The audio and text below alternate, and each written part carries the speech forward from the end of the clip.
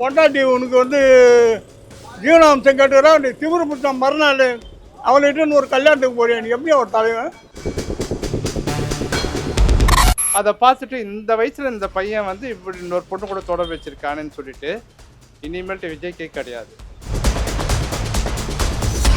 ஆமாம், நான் தப்புக்குது பசங்க அதெல்லாம் பசங்க திரிசா பற்றி பசங்க இவங்க யாரும் நடிகைங்க எதிர்பார்க்கலாம். விஜய் அவர்கள் வந்து இந்த பெரம்பூர் தொகுதியில் நிற்க போறதா சொல்றாங்க. அந்த பெரம்பூர் தொகுதி மக்களை என்ன நினைக்கிறீங்க? நான் உண்மையை சொல்லட்டுமா? என் வீட்டில் வந்து என் மனைவி 2 பொண்ணுங்க 3 பேருமே விஜய்க்கு தான் ஓட்டு போட போகிறேன்னு சொல்லியிருந்தாங்க. இந்த லாஸ்ட்டாக த்ரிஷா அந்த நியூஸ் யூடியூப்பில் பார்க்க சொல்ல அதை பார்த்துட்டு இந்த வயசில் இந்த பையன் வந்து இப்படி இன்னொரு பொண்ணு கூட தொடர்பு வச்சிருக்கானேன்னு சொல்லிட்டு இனிமேல்ட்டு விஜய்க்கே கிடையாது, திமுகவுக்கு தான் ஓட்டு போடுவேன்னு என் மனைவியும் 2 பொண்ணும் சொன்னாங்க. ஆனால் நான் போடுறது வந்து மோடிக்கு தான். மோடி எதுக்கு செலக்ட் பண்ணுறாரோ அதுக்கு தான் போடுவேன். பெரம்பூர் தொகுதி அவர் நிற்கிறாருன்னா அவருக்கு என்ன தகுதி இருக்குது அரசியலில்? ஏதோ முன் அனுபவம் இருக்குதா? என்ன ஒன்று சினிமா, அதுதான் உனக்கு. அரசியலில் யாருக்கு எந்த ஒரு சாதனையும் இது வரைக்கும் பண்ணதும் கிடையாது. அது எப்படி அவருக்கு ஓட்டு போட்டுருவாங்க? வேண்டா ஒன்று டிஎம்கே ஏடிஎம்கே 2 பேர் தான் வருவாங்க. இவெல்லாம் வரவும் முடியாது. அது அவர் நினைக்கிற மாதிரிலாம் பண்ணானா திரிசா வீட்டில் போய் பண்ணிக்கலாம். அங்கே போய் ஓட்டில் நிற்கலாம். ஒரு அரசியலில் வந்து ஒரு தலைவர் ஆகிட்டா நீ பொண்டாட்டி உனக்கு வந்து ஜீவனாம்சம் கேட்டுக்கிறா நீ திமிரு புத்தம் மறுநாள் அவள்கிட்ட ஒரு கல்யாணத்துக்கு போறியா நீ எப்படி ஒரு தலைவன்? எப்படி சொல்லுவார்? போடுறேன்னு கூட எங்கள் தம்பி பசங்களாம் அவனுக்கு போடுறான்னு இவன் பண்ணா அந்த பொம்பளை இட்டுன்னு போனால் மாதிரி கல்யாணத்துக்கு அன்றைக்கே மாறினவங்களாம் இருக்கிறாங்க. அதனால் இன்னும் வேலைக்காக பெரம்பூர் தொகுதி மக்களாக நான் என்ன நினைக்கிறேன்னா, விஜய்க்கு வந்து அரசியலை பற்றி என்ன தெரியும்? ஒரு கவுன்சிலருக்கு நின்றுருக்காரா, இல்லை ஒரு எம்எல்ஏக்கு நின்றுருக்காரா? எதுவுமே நின்றதில்லை. மக்களை போய் சந்திச்சிருக்காரா? கிடையாது. போகிற இடத்துலலாம் பிரச்சனை தான் நடக்குது. நான் வந்து எந்த கட்சிக்கார சார்பாகவும் பேசலை, பொதுவாக பேசுகிறேன். சரிங்களா? பொதுவாக பேசுகிறேன். நிற்கட்டும், நின்று ஜெயிச்சு மக்களுக்கு நல்லது செஞ்சால் செய்யட்டும். அதனால் அனுபவம் இருக்கான்னு நான் கேட்குறேன், வேறு ஒன்றும் இல்லை. அனுபவசாலிலாம் கூட வச்சுருக்கிறாப்புல, நல்ல விஷயந்தான். இருந்தாலும் இன்னும் அனுபவம் வேணும் அவருக்கு, இன்னும் அனுபவம் வேணும். இப்போ சீமான் கூட எவ்வளோ நாளாக பாடுபட்டுருக்காரு, மக்களுக்காக எவ்வளோ பாடுபட்டுருக்காரு. மக்கள் வந்து அவருக்கு ஓட்டு போடல. புரியுதுங்களா? யாருக்கு தலையெழுத்து எப்படி இருக்கோ அவங்க வரட்டும், ஆட்சிக்கு வந்து மக்களுக்கு நல்லது செய்யணும். பப்ளிக்காக நிறைய இப்போ ரொம்ப மக்கள் வர இருக்கோம் நாங்கள். ஏன்னா இத்தனை வருஷமாக வந்து திராவிட மாடல் அதிமுகலாம் மாற்றி மாற்றி ஓட்டு போட்டு பெரம்பலூர் ஒன்றும் முன்னேற்றம் கிடையாது. ஆனால் யாரும் வந்து எளிதில் போய் மக்கள் வந்து எந்த சட்டமன்ற உறுப்பினரும் போய் யாரும் மக்கள் சர்வீஸ் பண்ணல. எல்லாமே ஒரு மாற்றத்துக்கு உண்டான இதில் இருக்கிறனால வந்து கண்டிப்பாக தளபதி வந்து நாங்கள் ஏற்றுக்கிறோம். விஜய் அவர்கள் ஏற்று கம்பல்சரி இங்கே வந்து வெற்றி பெறுவார். அதில் எந்த மாற்று கருத்துமே கிடையாது. அவர் தான் நிற்கணும். அவர் நின்று அவர் வரட்டும். இது வரைக்கும் டிஎம்கே அதிமுக இவங்க வந்து இங்கே ஒன்றும் பண்ணலை. இவங்க 2 பேர்லாம் வந்து எதுவும் இங்கே நடக்கலை. கெஞ்சாதான் நிறைய உருவாயிடுச்சு. அங்கங்கே பார்த்தா தெரியாத விற்பாங்க. இப்போ அப்படி வரானுங்க, ஒரு 10 பேரை நிற்க வச்சுக்கின்னு விற்கிறானுங்க. பப்ளிக் ஆயிடுச்சு. சரிங்களா? அதனால் விஜய் வரட்டும், வந்து அவர் என்ன பண்ணுறாரு. அதாவது இத்தனை ஆண்டுகளில் வந்து டிஎம்கே கோட்டை இதெல்லாம், அது ஒரு காலகட்டங்களில் வந்து ஏடிஎம்கே ஜெயிச்சிச்சு. இந்த 2 கட்சிங்க வந்து வர்ற புது கட்சியை வந்து ஜெயிக்க விடவே மாட்டாங்க.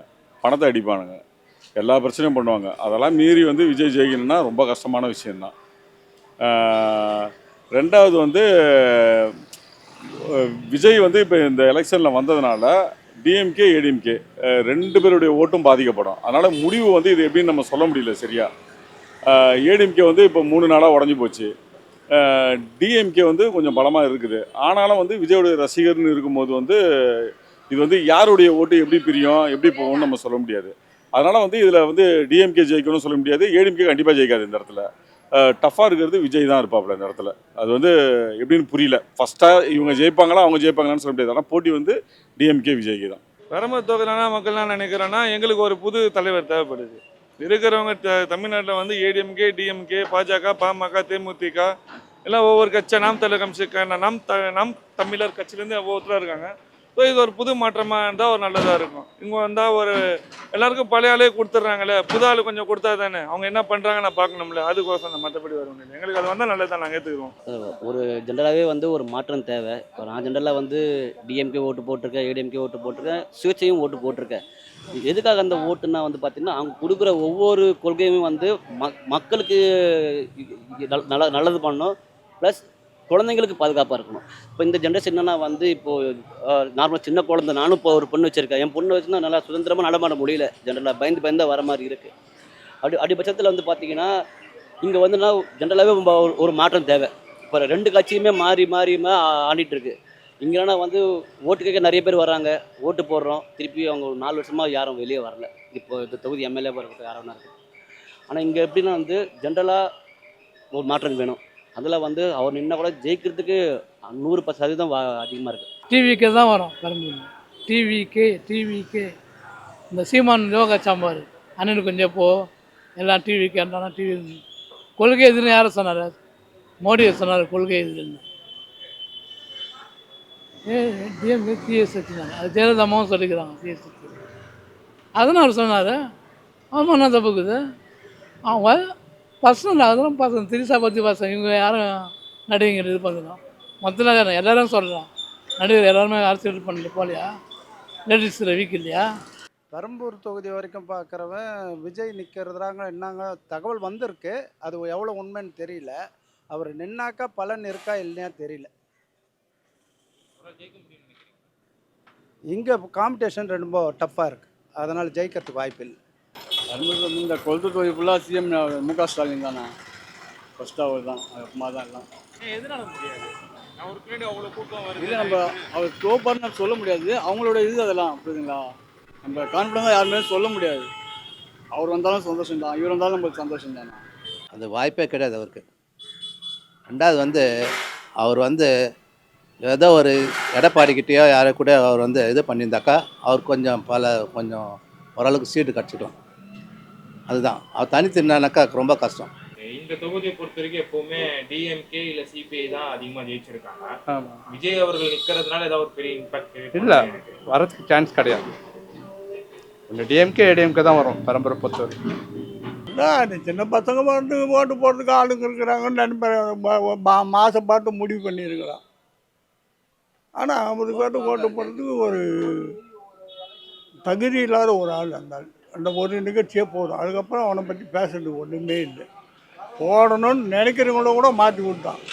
யார் போனால் சரி நான் கேட்குறேன், உங்கள் அக்கா தங்கச்சி விட்டுட்டு இன்னொரு பொண்ணு இல்லை, நீங்கள் ஒத்துப்பீங்களா?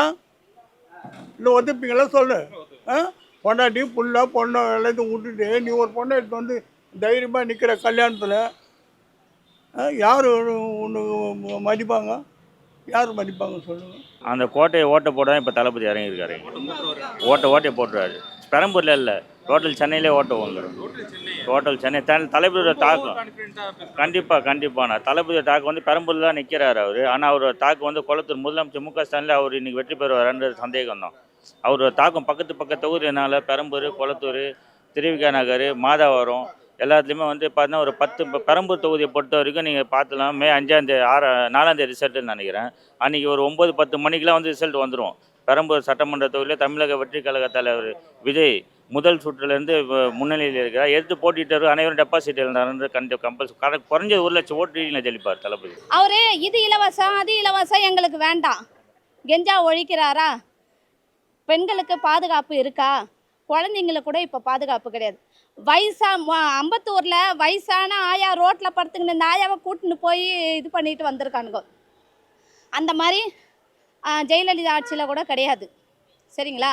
அதனால் இந்த ஆட்சியில் ரொம்ப மோசம். குழந்தைக்கு பாதுகாப்பு இல்லை, வயசானவங்களுக்கு பாதுகாப்பு இல்லை.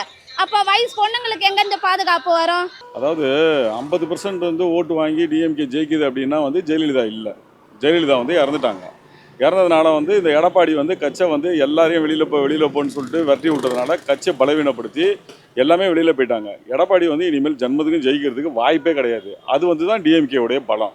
இப்போ அந்த பலம் தான் வந்து டிஎம்கேக்கு பலவீனம். இப்போ என்னன்னு கேட்டால் விஜய் வந்தது தான் பலவீனம். விஜய்க்கு வந்து கெட்ட பேர்லாம் எதுவுமே கிடையாது. அதனால் வந்து ஃபீல்டில் வந்து நல்லா சம்பாதிக்கிறதுல இருந்து தானே வெளியில் வராப்புல. அதனால் வந்து வாய்ப்பு இருக்குது, நிறைய ரசிகர்கள் இருக்காங்க. ஒரு வீட்டில் எடுத்துக்கிட்டால் வந்து ஒரு குடும்பத்தில் 4 பேர் இருக்கிறாங்கன்னா விஜய் ரசிகர் வந்து 3 பேராச்சும் இருக்கிறாங்க. வந்து இது கண்டிப்பாக டஃப்பாக தான் இருக்கும். விஜய்க்கும் டிஎம்கேக்கும் டஃப்பாக இருக்கும். விஜய் ஜெயிக்கிறதுக்கு வாய்ப்பும் இருக்குது. வாய்ப்பு இருக்குது, கண்டிப்பாக வாய்ப்பு இருக்குது. பட் ஆனால் டிஎம்கேட கோட்டையாச்சு. இருந்தாலும் கோட்டை கிட்டலாம் கிடையாது, எல்லாம் திருட்டு அரசியல் தானே. போன வாட்டி பொங்கலுக்கு வந்து காசே தரல, இந்த வாட்டி வந்து காசு கொடுக்குறாங்க. திடீர்னு 5000 ரூபா ஓட்டுக்கு வந்து அந்த மகளிர் உரிமை கொண்டு போடுறாங்க. இதெல்லாம் முன்னாடி போட வேண்டியதானே. எல்லாம் எலெக்ஷனை கருத்தில் எல்லாம் மக்களுக்கு தெரியும்ல. நான் பைத்தியக்காரங்களா மக்கள் எல்லாம் பார்த்துட்டு தான் இருக்கிறாங்க. மாற்றம் வரணும்னு நினச்சாங்கன்னா மாற்றம் வருவாங்க. ஆனால் யூத்துங்க ஓட்டுன்னு இருக்கும்போது நிறைய விஜய்க்கு தான் விடுவோம். இப்போ பசங்க, இந்த படிக்கிற பசங்க, காலேஜ் பசங்க இதெல்லாம் வந்து இருக்கிறதெல்லாம் வந்து கண்டிப்பாக விஜய்க்கு விடுறதுக்கு நிறைய வாய்ப்பு இருக்குது. இது வந்து அப்படியே வந்து டிஎம்கே ஜெயிக்கிறதுக்கு ஒரு வாய்ப்பு வந்தால் கூட வந்து அதிக ஓட்டுலலாம் கண்டிப்பாக ஜெயிக்கவே முடியாது. கழுத்தை பிடிப்பாங்க, அந்த அளவுக்கு இருக்கும். ஆனால் ஏடிஎம்கே போட்டி கிடையாது இந்த வாட்டி. ஏடிஎம்கே டோட்டலாக அழியும். எல்லாரும் வந்து ஒரே இதானே பண்ணிட்டு இருக்கிறாங்க. இப்போ புதுசாக ஒருத்தர் உள்ளே வந்து கொண்டு வந்தோம்னா இப்போ நல்லதாக தானே நடக்கும். அந்த காலத்தில் எம்ஜிஆர் நல்லதே பண்ண மாட்டாங்க, எதுவுமே செய்ய மாட்டாங்க, படத்தில் நடிக்க போயிடுவார், இவரெல்லாம் இப்போ கட்சியில் பண்ண நினச்சிருந்தாங்க.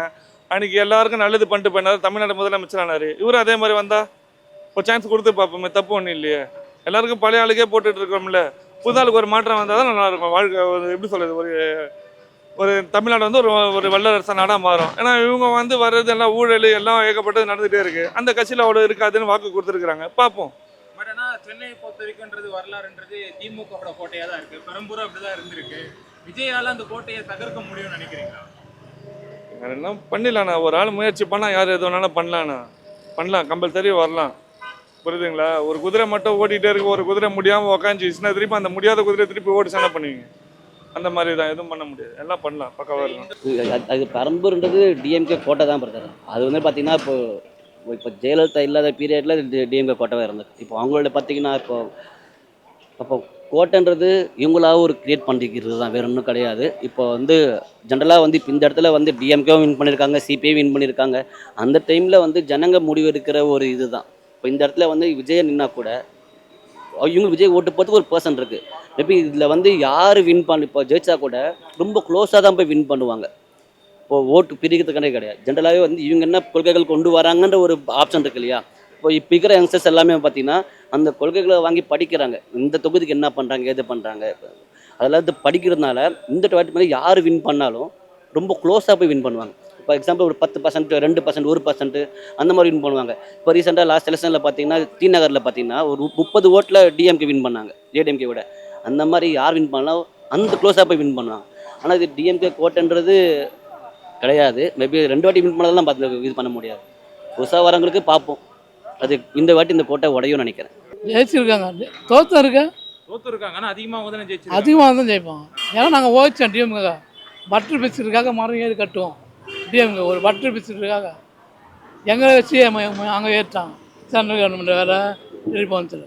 எங்கள் அப்பா டெலிஃபோன்ஸில் வேலை இல்லை, லைன் இன்ஸ்பெக்டர். எனக்கு வேலை எழுதி கொடுத்தாங்கன்னா வேலை இல்லை. ராகுல் காந்தியில் வேலை இல்லை. ஆட்சி விபி சிங் ஆட்சி கழிச்சாங்க, இங்கே கலைஞர் ஆட்சி கழிச்சாங்க, அங்கே விபி சிங் ஆட்சி கழிச்சாங்க. டெல்லி தானே டெலிஃபோனு போச்சு. அப்போ இந்த ஒரு தேர்தலில் டிஎம்கே இந்த தொகுதியில் ஜெயிக்காது. டிஎம்கே ஜெயிக்காதுன்னு சொல்ல வரல, தப்பு கொடுக்கும். ஆனால் அது ஜெயிக்கும். நான் என்னுடைய விருப்பம் ஜெயிக்கணும். டிஎம்கே தான் ஜெயிக்கும். ஆமாம், ஜெயிக்கும். அதனால் வந்து சிறுபான்மை மக்கள் வாழ்கிற இடத்துல அவங்களுக்கு தான் மெஜாரிட்டி இருக்குது. அது உண்மை. எல்லாமே 18-20 வயசு இருக்கிற பசங்க கான்ஃபிடென்ட்டாக அவங்களுடைய ரசிகர் பாணியில் அவங்க எதிர்பார்க்குறாங்க, அவ்வளோதான். அனுபவசாலிங்க கணிக்கிறதெல்லாம் இப்படி தான் கணிக்கிறாங்க, வேறு ஒன்று. பட் ஆனால் விஜய் இங்கே பெரம்பூர்லேருந்து தான் ஜெயிக்கிறதுக்கு வாய்ப்பு, நான் சொல்கிறேன், ஜெயிக்கிறதுக்கு வாய்ப்பு இல்லை. அரசியல் தெரிஞ்சவங்க ஓட்டு இல்லை, அவங்க ரசிகர்கள் என்ற முறையில் இருக்க ஓட்டு வச்சு தான் அவங்க ஜெயிக்கிறதுக்கு வாய்ப்பு இருக்குது. அது யாருன்னாக்கா 18 to 21 வயசு, இல்லை மிஞ்சி போனால் 25 வயசு, அவ்வளோதான். ஓட்டு வாங்குவார், ஆனால் வந்து ஜெயிக்கிறதுக்கு வாய்ப்பு கிடையாது. வேற எங்க நின்று அவரால் ஜெயிக்க முடியும்? அவர் அந்த எங்கே அந்த கொஞ்சம் போனார் பாரு, கரூர் ரெண்டாக இருப்பார். அந்த 2-3 இடம் போனார் பாரு, அங்கே தான் அந்த பசங்க தான் அந்த வாய்ப்பு இருக்குது அவருக்கு. அந்த பசங்க யங்ஸ்டர், அந்த 18 வயசுலேருந்து 30 வயசுக்குள்ளே. நாங்கள் யங்ஸ்டர்ஸ் தாங்க இன்றைக்கி விஷயம். யங்ஸ்டர்ஸ் மட்டும் இல்லை, அவங்க பேரண்ட்ஸையும் கன்வெர்ட் பண்ணுறாங்க. நமக்கு தெரிஞ்ச ஒரு முக்கியமான காங்கிரஸ் கட்சியில் ஒருத்தர் இருக்க பொறுப்பில் இருக்க பேர் சொல்ல விரும்பல. அவர் வந்து முந்தா நாள் எனக்கு கால் பண்ணி பேசுகிறார். தம்பி என்னப்பா என் வீட்டில் பொண்ணு வந்து தளபதி ஓட்டு போட சொல்கிற பையன் ஒய்ஃபும் போட சொல்கிறாங்க, என்னையும் போட சொல்கிறாங்க. நானும் ஒத்துக்கிட்டேன் தளபதி ஓட்டு போட. பெரம்பூர் தொகுதியில் ஒரு முக்கியமான காங்கிரஸ் பொறுப்பாளராக இருக்கார். பேர் சொன்னால் தப்பாகிடும். அவர் ஃபோன் பண்ணி பேசுகிறா போல். பேசி எங்கள் வீட்டில் என் ஒய்ஃபும் தளபதி ஓட்டு போடுறாங்க, பொண்ணும் பையனும் போடுறேன்றாங்க, என்னையும் கன்வின்ஸ் பண்ணுறாப்ப நானும் போட ஒத்துக்கிட்டேன் பண்ணுறாங்க. அப்போ அதுக்கு என்ன சொல்கிறீங்க? பேரண்ட்ஸ் வந்து நாங்கள் பசங்க இளைஞர்கள் வந்து கன்வின்ஸ் பண்ணுறாங்க விஜய்க்கு தான் போட்டாகணும், இந்த வாட்டி விசில் சின்னது தான் போடணும்னு. காலம் மாறிடுச்சு. கிடையாது. விஜய் வரட்டும். அவர் வந்தாருன்னா அவர் என்ன பண்ணுறாருன்னு முதல்ல என்னன்னா அவர் என்ன செய்கிறாரோ அவர் செய்யட்டும். முதல்ல கெஞ்சா ஒழிக்கிறாரா, எங்களுக்கு அது சந்தோஷம். இலவச பஸ்ஸு இதெல்லாம் எங்களுக்கு வேணாம். பஸ்ஸில் ஏறிட்டு ஆம்பளைங்க டிக்கெட் எடுக்கிறாங்க, நீங்கள் டிக்கெட்டே இல்லை ஏந்து போ அப்படின்றாங்க. அந்த மாதிரி இலவச பஸ்ஸு எங்களுக்கு தேவையில்லை. நார்மலாக என்னங்க ஒரு 5 ரூபா 10 ரூபா டிக்கெட்டு யாருக்கிட்டையும் இருக்காதா? இந்த இலவசம் வந்து பெண்களுக்கு ரொம்ப அவமானம் வந்திருக்கு. அதனால் இலவச பஸ்ஸெல்லாம் எங்களுக்கு வேணாம். தமிழ்நாட்டில் பெண்களுக்கு பாதுகாப்பு, வயசானவங்களுக்கு பாதுகாப்பு, குழந்தைங்களுக்கு பாதுகாப்பு இது இருந்தால் போதும். கெஞ்சா ஒழிக்கணும், அவ்வளோதான். கெஞ்சா ஒழிச்சா எங்களுக்கு அது போதுங்க. இதுதான் வேணும்.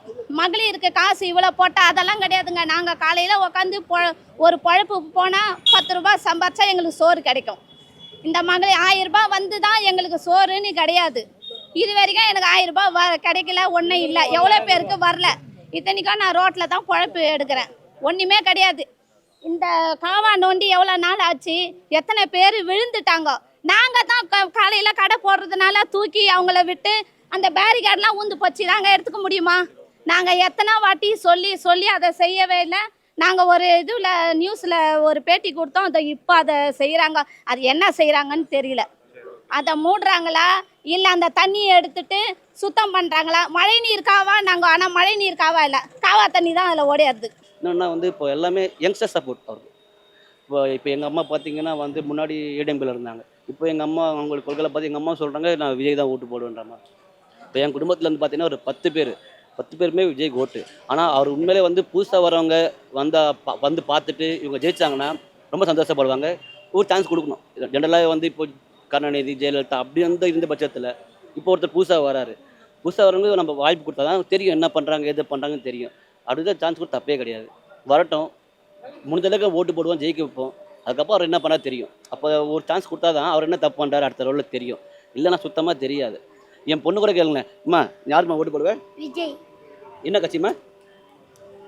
விஜய் கட்சி. என் பொண்ணுக்கு 6 வயசு தான் ஆகுது. இப்போ அவங்களே வந்து பார்த்தீங்கன்னா அவங்களுடைய பிரச்சாரத்தெலாம் வந்து ஒரு வாட்டி நான் யூடியூப்பில் போட்டு காமிச்சேன்.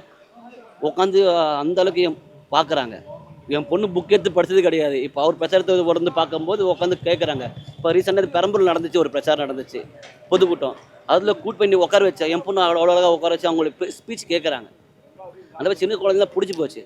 அதனால் வந்து ஒரு நடிகராக அவர் வந்து எனக்கு ரொம்ப பிடிக்கும். ஆனால் அவருக்கு என்னென்ன கொள்கை கொடுக்குறாருன்னு ஃபஸ்ட் நம்ம செக் பண்ணணும், சரிங்களா? இப்போ அவருடைய பிரச்சாரம் பொதுக்குழு கூட்டமாக இருக்கட்டும், ப்ளஸ் அவருடைய கொள்கைகள் மக்களுக்கு பிடிச்சிருக்கா, ஃபஸ்ட்டு எனக்கு பிடிச்சிருக்கா நான் பார்க்கணும். ஏன்னா இப்போ வருகிற காலத்தில் பெண் குழந்தைங்க வந்து ரொம்ப சேஃபாக இருக்கணும், பத்திரமா இருக்கணும். அதிகமாக இப்போ கஞ்சா அதிகமாகிடுச்சு, இது நிப்பாட்டணும். மது பழக்கத்தை நிப்பாட்டணும். அதுக்கான கடைகள் குறைச்சாலே நம்ம தமிழ்நாட்டில் இருக்கிற எல்லாம் பார்த்திங்கன்னா பாதி பேர் வந்து மாறுவாங்க. அதனால் வந்தால் நல்லது. ஆனால் இன்னும் கன்ஃபர்மேஷன் கொடுக்கல. நம்ம பெரம்பூர் தான் நிற்க போகிறாரான்னு இன்னும் ஃபஸ்ட்டு கொடுக்கல. ஜென்ரலாக பார்த்தீங்கன்னா பெரம்பூரில் பார்த்தீங்கன்னா இது 2 தொகுதி மாறும். திருக்கநகர் தொகுதியும் மாறும், பெரம்பூர் தொகுதியும் மாறும். ஆனால் இதெல்லாம் பார்த்தீங்கன்னா திருக்கநகர் தொகுதி தான், சரிங்களா? இப்போ பெரம்பூர் தொகுதி தான் பக்கத்தில் வரும். அவர் வந்து கன்ஃபர்மேஷன் கொடுக்கல. கன்ஃபர்மேஷன் கொடுக்காதனால வந்து பார்த்தீங்கன்னா அது இன்னும் டவுட்டாக தான் இருக்குது. வரட்டும், அவர் வந்து பிரச்சாரம் பண்ணட்டும், பார்ப்போம். ஒரு சட்டமன்ற தேர்தலில் பெரம்பூர் தொகுதி மக்களா உங்கள் ஓட்டு யாருக்கு? டிவிக்கு கண்டிப்பாக விஜய்க்கு தான் போடுவேன். டிஎம்கே தானா? நான் வந்து பிஜேபிக்கு தான். அதான் மோடி எதுக்கு ஆதரவு தெரிவிக்கிறாரோ அதுக்கு ஓட்டு போடுவோம். இந்தியாவுக்கு எது பெருமை சேர்த்து தராங்களோ அவங்களுக்கு தான் ஓட்டு. டிவிக்கு. என் குடும்பத்தில் 10 ஓட்டும் டிவிக்கு தான். விஜய்க்கு. வேறு விஜய் தான், விசில் சின்னம் தான். விஜய்க்கு தாங்க ஓட்டு.